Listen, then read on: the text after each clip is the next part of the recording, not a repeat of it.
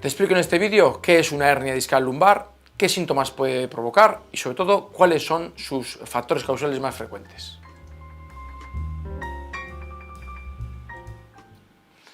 La hernia discal será uno de los problemas más temibles de espalda y cada vez más frecuentes, sobre todo y paradójicamente en la sociedad moderna. Digo paradójicamente porque siempre hemos pensado que la hernia discal es producto de esfuerzos físicos intensos y en parte es cierto, pero sin embargo tenemos una sociedad que cada vez hace menos esfuerzos, que cada vez tiene una vida más cómoda, mucho más cómoda de la que puedan tener tus abuelos, que hacían trabajos agrícolas mucho más intensos o incluso hoy en personas que trabajan en la construcción, y sin embargo nos damos cuenta que estas personas tienen menos hernias discales que un oficinista o que un maestro de escuela. Y esto tiene, luego te lo explicaré, su explicación.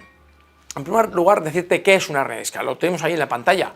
Una hernia discal es un disco, que es la zona lila, que ha reventado, deja salir esa lengua y acaba comprimiendo esa lengua una raíz nerviosa, que es esa zona rosácea que tenemos en la pantalla. Eso sería una hernia discal. Tenemos en la columna, esta es una columna flexible, porque nuestra columna es flexible para todos los lados, y vemos que tenemos entre cada vértebra y vértebra, tenemos esta franja más color anaranjada, que es el disco, ¿vale? Tenemos un disco entre cada vértebra y vértebra. El disco es como una almohadilla, como un colchón, pero un colchón relleno de agua o relleno de gelatina, ¿vale? Luego, cuando este colchón se rompe, revienta en su caparazón externo, puede dejar salir esa gelatina, que es esa lengua que vemos en la imagen, ¿vale? Eso también sería tenemos aquí un modelo anatómico con dos vértebras, la superior y la inferior, y la vértebra tiene que tener movilidad para lateralmente poderse mover o anteposterior para podernos doblar hacia adelante y hacia atrás, ¿verdad? Un poquito a cada nivel vertebral, ¿vale? Cuando este disco recibe mucha presión, puede llegar a reventar y comprimir la raíz nerviosa que sale por un agujerito, por el agujero de conjunción que se llama, ¿vale? Te lo explico en una toma más cercana. Aquí tenemos ese disco, este es el agujero de conjunción, por donde sale esta raíz nerviosa, esta zona amarilla es la raíz, esto sería el nervio ciático, que es ese nervio que cuando hay una hernia discal duele a lo largo de toda la zona posterior de la pierna, ¿verdad? Porque aquí está cortado, pero esto sería la raíz donde emerge el nervio ciático. Bien, pues cuando este disco revienta por una presión muy mantenida o muy intensa o mantenida en el tiempo, ambas cosas pueden ser. Puede reventar y estar estrangulando, invadiendo ese agujero por donde sale la raíz nerviosa y estar inflamando el nervio, irritándolo, provocando los dolores propios del nervio ciático, dolores en la parte posterior de la pierna, pérdida de fuerza, pérdida de sensibilidad, cosquilleo, sensación de tirantez y tensión intensas en toda la musculatura posterior del muslo o incluso del gemelo, o incluso puede llegar hasta dolor en la planta del pie, dolores en la zona del tobillo. Cuanto más abajo baja el dolor del ciático, peor es la hernia discal. Cuando un dolor se queda más en la zona del glúteo o a media pierna, tiene un pronóstico más benigno, ¿de acuerdo? Pero todo sería un dolor ciático provocado por esta hernia discal.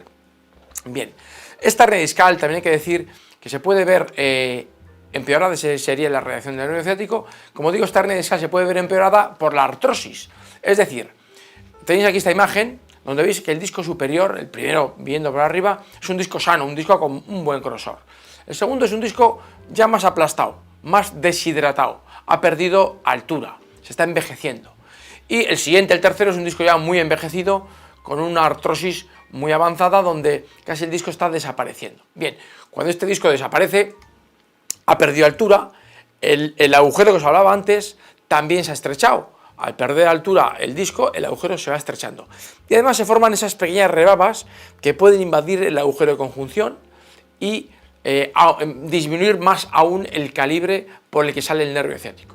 Si además de una pequeña hernia o una protrusión, que sería el inicio de una hernia, hay esas pequeñas rebabas que invaden el agujero, el nervio casi no tiene sitio por donde salir, se ve irritado, se ve comprimido, se ve estrangulado y se produce ese dolor ciático característico, ¿de acuerdo? Esto sería la descripción de una hernia discal. ¿Cuáles son sus causas? Bueno, pues las causas típicas, las que todos tenemos en cuenta, son los factores traumáticos. Uno puede ser, me he caído de una altura de 2 metros, me he dado en el culo esquiando, por ejemplo, o un resbalón, o un accidente de tráfico. Y luego están los factores microtraumáticos. Los factores microtraumáticos atañen aquello de estar todo el día de pie, agachado, cogiendo pesos intensos, estar mucho tiempo sentado.